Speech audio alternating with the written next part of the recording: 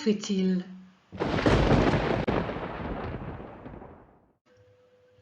Il fait beau. Il fait chaud. Il fait mauvais.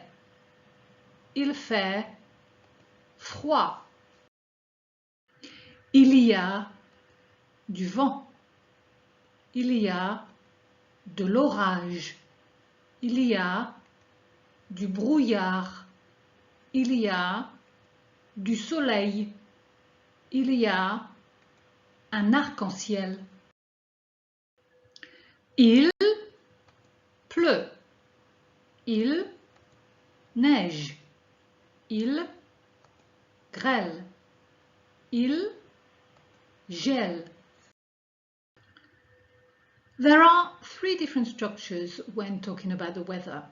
The first one, il fait, literally means it makes or it does, and it's followed with an adjective. Beau, beautiful, chaud, hot, mauvais, bad, froid, cold. The second one, il y a, you've come across this phrase before, there is, and we have nouns following it. Il y a du vent, there is some wind, storm, fog, etc. The last one, we only have il, and then we've got a verb. It rains, it's raining, it's snowing, it's hailing. Let's not forget that, of course, we know how to use the affirmative form, but we can also use the negative form. Il ne fait pas. Il ne fait pas beau, meaning the weather isn't nice. The same with il y a, we need to put il y a in the negative form, which will give us il n'y a pas. But this time we've got to remember to get rid of the little word, du, de, l apostrophe, etc. to replace it with either de or the apostrophe if the following word starts with a vowel. For example, we're going to say il n'y a pas de vent, di, but we are going to say il n'y a pas d'orage because orage starts with a vowel. And for the last one, we need to use the negative structure, so we need to put ne before the verb, so il ne, and we need to put pas after the verb. So il ne pleut pas, il ne neige pas, il ne grêle pas, il ne gèle pas. Now let's make our speaking a bit more interesting by using adverbs. You already know about adverbs. They are words describing an action or a state, as opposed to an adjective that describe a name, a thing. Now you already know some adverbs from previous lessons. Here are three new ones. Souvent, often, toujours, always, and parfois, sometimes. Now, what we need to know is where we put them in a sentence. And the rule is that they are placed preferably after the verb. I say preferably because they can sometimes be put somewhere else, sometimes at the end of the sentence. For example, do not worry too much about the position of adverbs, but again, I like to teach you the proper way, so this is where it should go. So what does it mean? If I take these three sentences, I've left a big gap on purpose.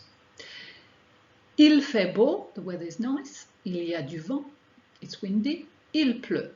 So the first thing we need to do in the first sentence, il fait beau, is to identify where the verb is. And the verb is fait. Now, something I forgot to tell you, in weather sentences, the il doesn't mean he. It's what we call an impersonal form, and it means it, if you like, referring to the weather. It doesn't mean he. Anyway, let's go back. So, il fait, we've got our verb, fait. What do I need to do? Is to put the adverb after the verb. Il fait souvent beau. The weather is often nice. Now let's have a look at il y a. In il y a, the verb is a. Remember? So where am I going to put the adverb? After a. Il y a toujours du vent. it's always windy. And then the last one, the verb, the action, is the action of raining, so it's the verb pleut. So I'm going to put the adverb after that, after pleut. Il pleut parfois.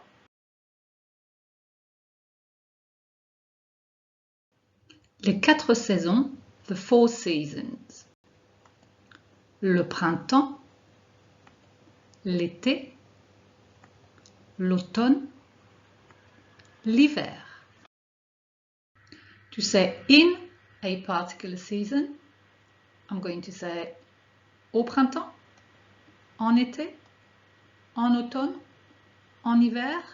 So why do we have au printemps and the other 3 beginning with en? It's because we've got le printemps as a season, spring, and the other 3 start with L'. I have a little practice task for you.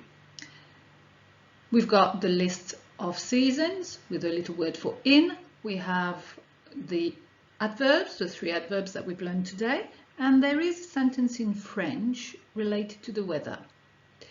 What you will need to do, and we'll do the first one together as a practice, you will need to translate the English sentence into French, bearing in mind the season and the adverb and its position.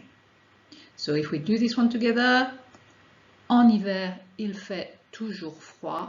In the winter, it's always cold. We put toujours after fait. Fait is the verb, so toujours goes after the verb. And this is what we've got. Hope you've got it. You ready for the next one?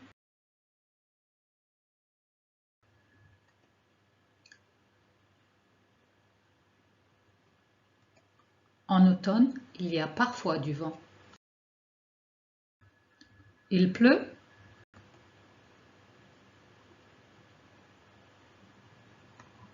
Au printemps, il pleut souvent. Il y a du soleil.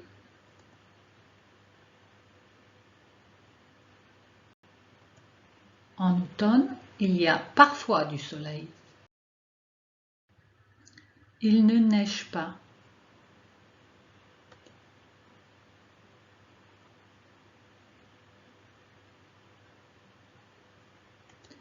Now there's the added difficulty of a negative.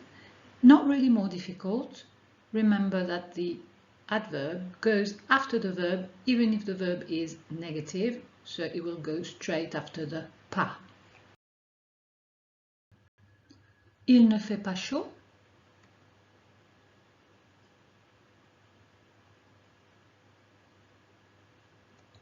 En été, il ne fait pas toujours chaud.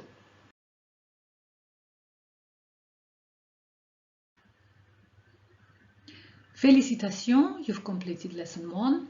I hope you found this lesson useful. Carry on practicing, even if it's in front of the mirror on your own. It doesn't matter. Practice, practice, practice. In the meantime, all I have to say is au revoir et à bientôt for lesson number 2.